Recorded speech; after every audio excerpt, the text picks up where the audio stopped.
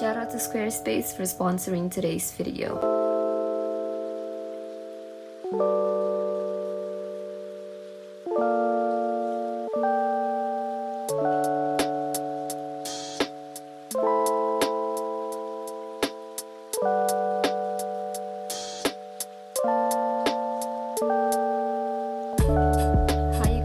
Welcome back. Today we're just gonna be sketching some people that I see on Pinterest because I've been getting a lot of requests to just do more portrait sketches. I realized that I've been doing a lot more painting videos lately, and I know a lot of you guys come from my sketch tutorials, so this time I'm just trying to do more of that.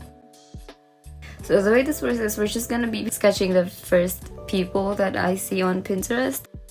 So the first one I saw was Anya Taylor-Joy, and I think this was from the movie New Mutants, which I haven't seen before, but I have seen the trailer for it. I see her a lot on Pinterest, and it makes sense that I'm getting recommended her photos because I have drawn and painted her before, and one of them is for a video, so if you guys want to see that, I'll be linking that in the description. Pinterest does that. It's just one of my favorite features about Pinterest is that it's really good at figuring out what you might like just from the things that you clicked on. You don't even need to save something for them to know that you liked a photo, and also the photos are laid out really well, and they're just feeding you all of these things, so they kind of already know when you like something is because you're clicking on it. And they're also really good at recommending stuff underneath that photo that you might like. So if one photo has really good lighting and you click on it, you get recommended a lot more similar looking photos to that. So that's just one of the things that I like about Pinterest. But for now, we're just going to be going with the things that are recommended to me in my front page. Is that what it's called? I'm using my veritihins again, and it took a while for me to decide between using these and my pens because while I did want to use those, I did them for my last video, and I also feel like I haven't used this a lot in my videos for sketching. I know I've used them for my painting videos, and I painted over the sketches, but I don't think a lot of people have seen me draw with them. Really, I also want to take the time to talk about them because I just enjoy drawing with them so much. I think they might be my favorite things to sketch with now. They used to be my ballpoint pens, but these ones, I think I've overtaken them. They're definitely not as hard to draw with as their cold erase. I just think that the lead inside them are so hard, and I think it makes them hard to get darker values with. I think this just hits the sweet spot between being soft enough to just glide easily on the paper and have really good color payoff, but also be hard enough to be sharpened to a very fine point, which is great for details. And I also just like working with pencils lately. I don't know, I did the sketch with my ballpoint pen the last time, and I've been getting a lot of questions as to why I painted over it, and I don't know why. It just felt more natural with gouache because gouache you don't use that much water on it, so it didn't really mess up with the ink. Yeah, it makes more sense to draw with these. I'm using the red to do the initial guides and also some shading. And I also have this thing where I think I've done enough shading, and then I go over it with a darker pencil, like my second layer, and I just realize how undershaded the initial sketch is, and then it happens again for my third layer. It sounds like it's very tiring, but actually that's why I love drawing with different materials together, or just the same art supplies but with different colors like this one. I love using them on top of each other because it pushes me to up my values up a little bit more. And sometimes I even go further than what I envisioned for the photo when I started the sketch. I just really love that aspect about drawing with different colors.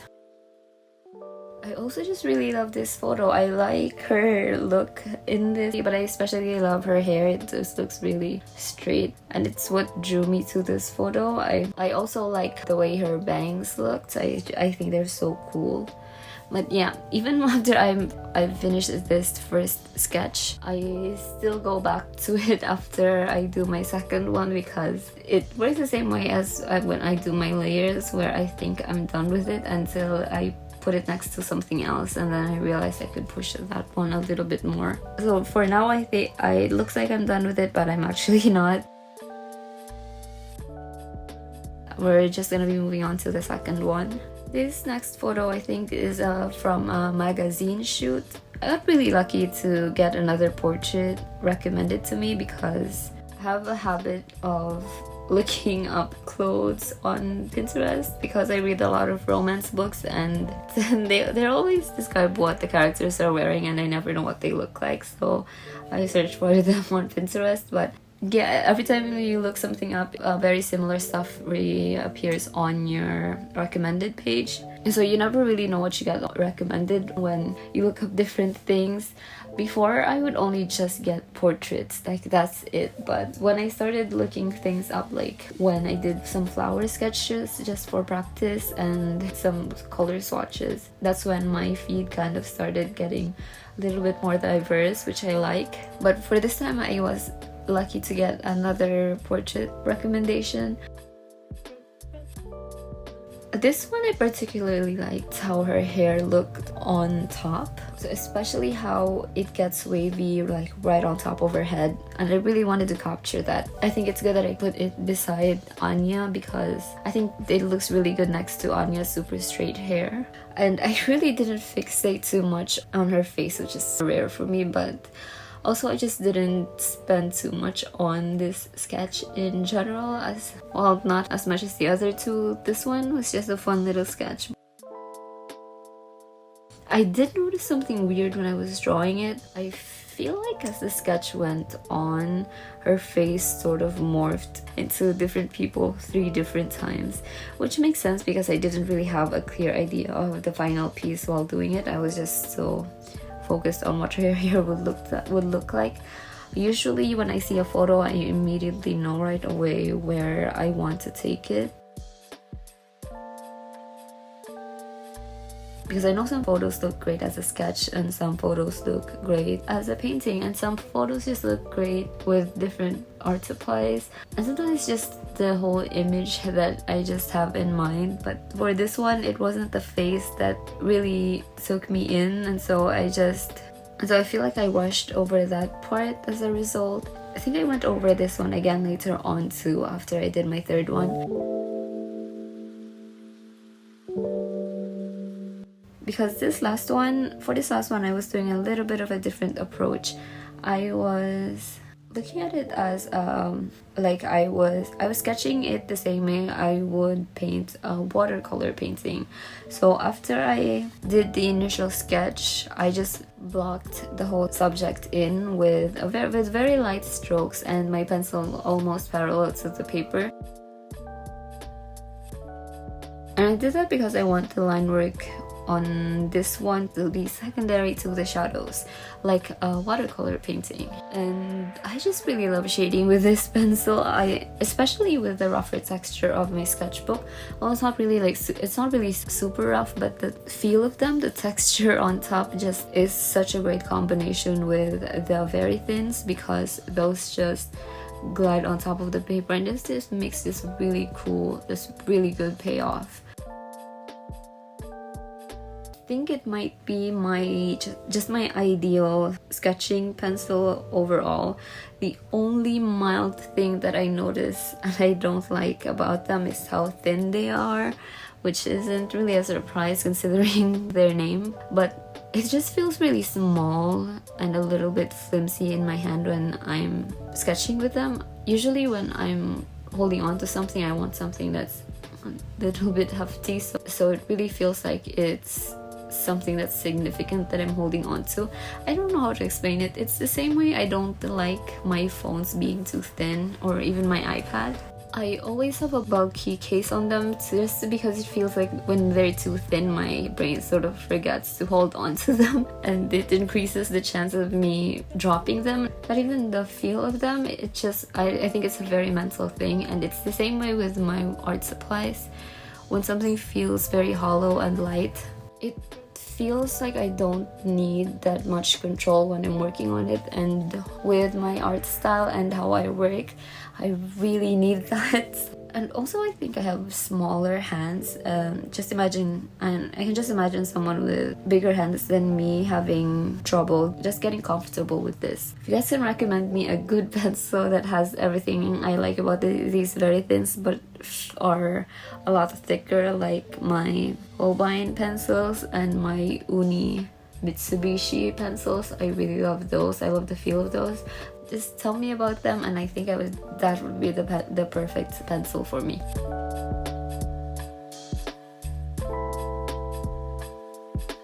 But yeah, this third one, I really liked how it turned out.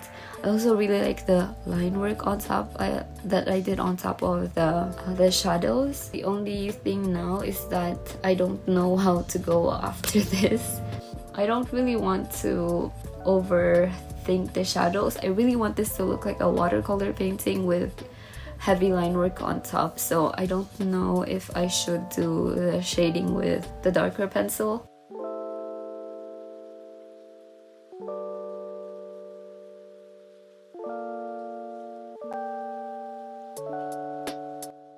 But I finished it somehow, and I really liked the results. I think it looks very different from the other two on the other page, but tell me if you guys liked it. I'm going over my other sketches now just to finish them off. I just really want them to look good next to each other, and it is the same effect as the last time, where I think I'm done with it until I add another element beside it. But yeah, I hope you guys liked it. I hope I didn't talk too much. I just talk so much, but I really enjoyed talking this time. Also, I want to do a little shout out to the people that are in the Discord server, because you guys are so amazing. You guys are so good. It's almost intimidating to show you my sketches here because I know how good you guys are. But I also just really love seeing all of your work that you share. Thank you for doing that. You guys inspired me to do just this laid back sketching video. It really feels like I'm interacting with you guys when I'm doing this, because I was inspired to sketch from you guys' artworks. I hope you guys enjoyed the video, and now I want to take the time to talk to you guys about today's sponsor, Squarespace.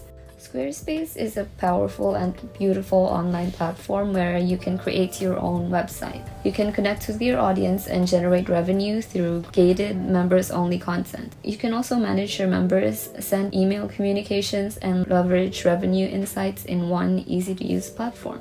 You can display your social media posts on your website and automatically post your website content onto your social media platforms so your followers can see and share them too. If you're thinking of building your portfolio, they have great professional designs that you can choose from, with their customizable galleries and even password protected pages for clients, so it's great for commissions. Their image blocks automatically scale your images to ensure that they look right, irrespective of their placement in your content. Just double click on an image to see an overlay of the image itself, and then drag that to get the best crop for your images.